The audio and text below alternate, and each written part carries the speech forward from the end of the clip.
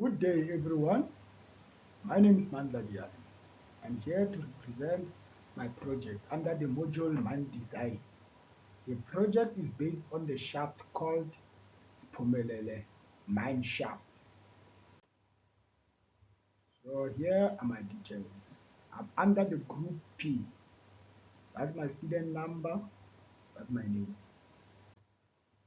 So for scope of the work, this project evaluates a platinum group metals, PGM, uh, mining project within the Bush complex, focusing on the deposit quantity and quality, as well as silence features that could influence the mining operation.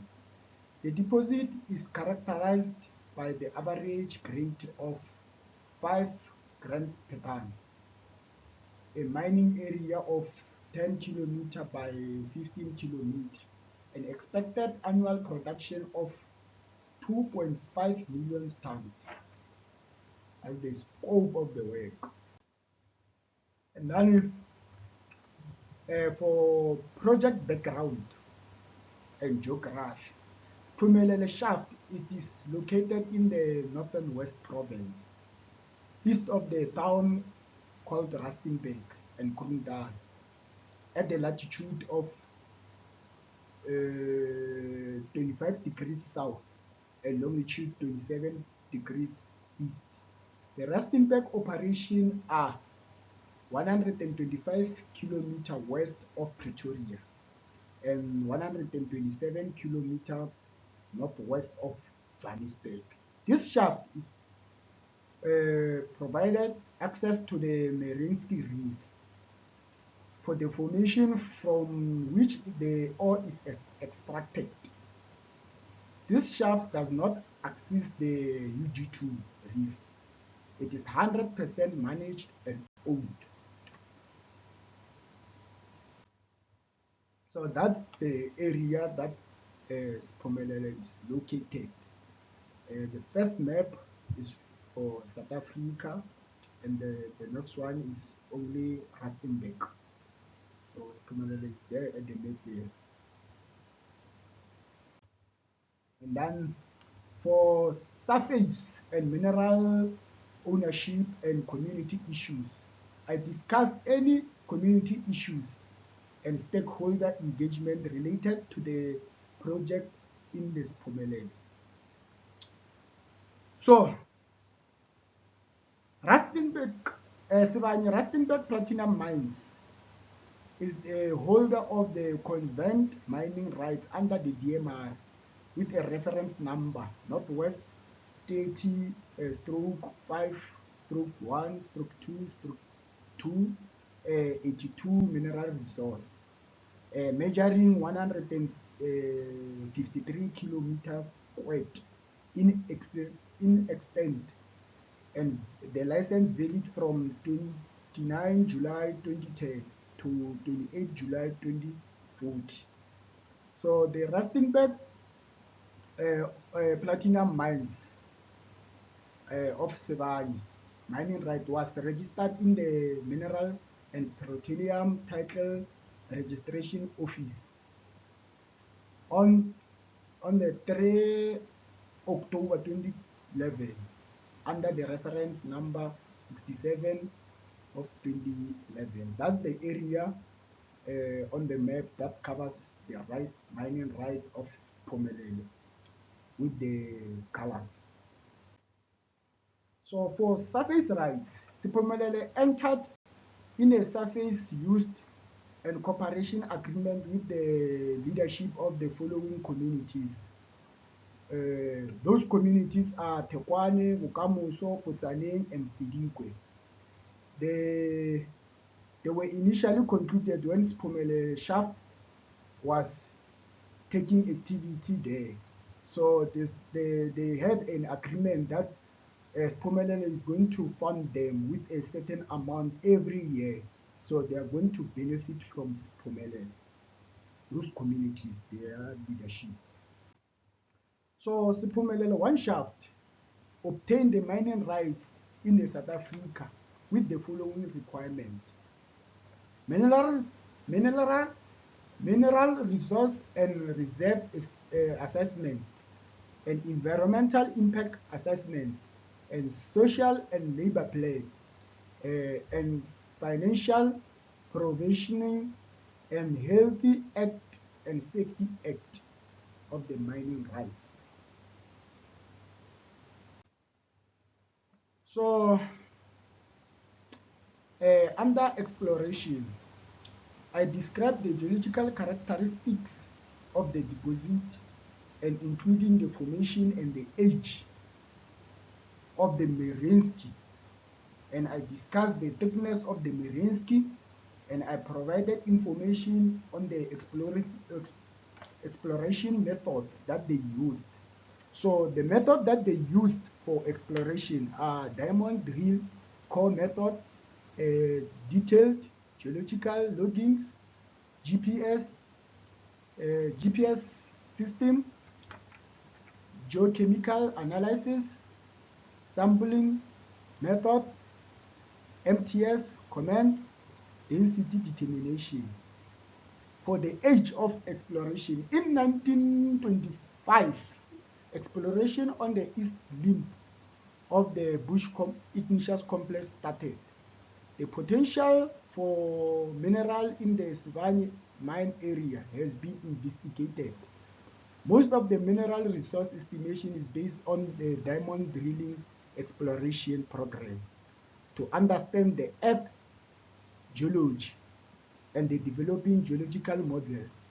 Trenching was done, and drilling for metallurgical sampling purposes was also done.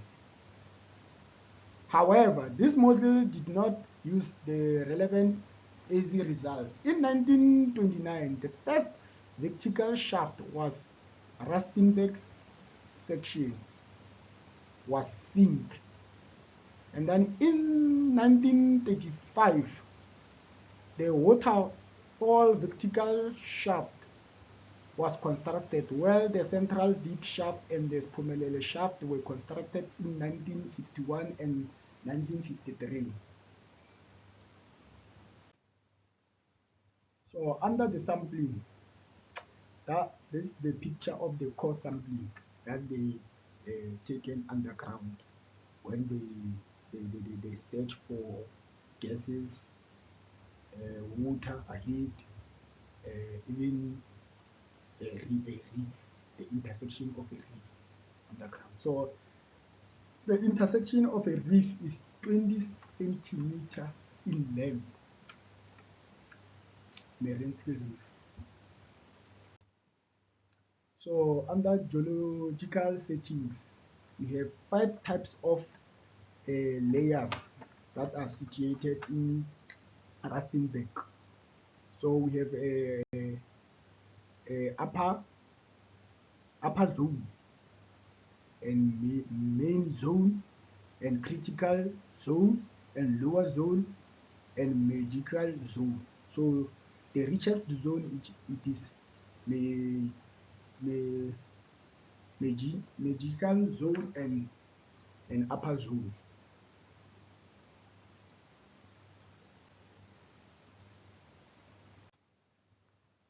So the topic number 3 that I'll discuss, it is environmental and social factor. So I provided the potential environmental and social impact of the mining project at Siphumelele. I discussed the environmental management and how the strategies there at the community, they're gonna reclamation and the quantity air. So for point number 1, in impact of the operation to the community, the impact of Siphumelele project on the both ground and surface water, reduced in quantity and the quality water. The increase in dust due to mining activities such as hauling on the road and dust from tailing storage facilities. The potential damage to the house and infrastructure of the surrounding community because of the congestion of a blast. Surface losses agreement and negotiation. Inquiry as how the mine will benefit the people and the community.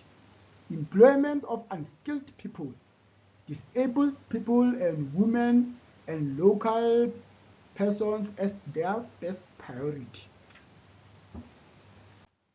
So we have environmental and health impact.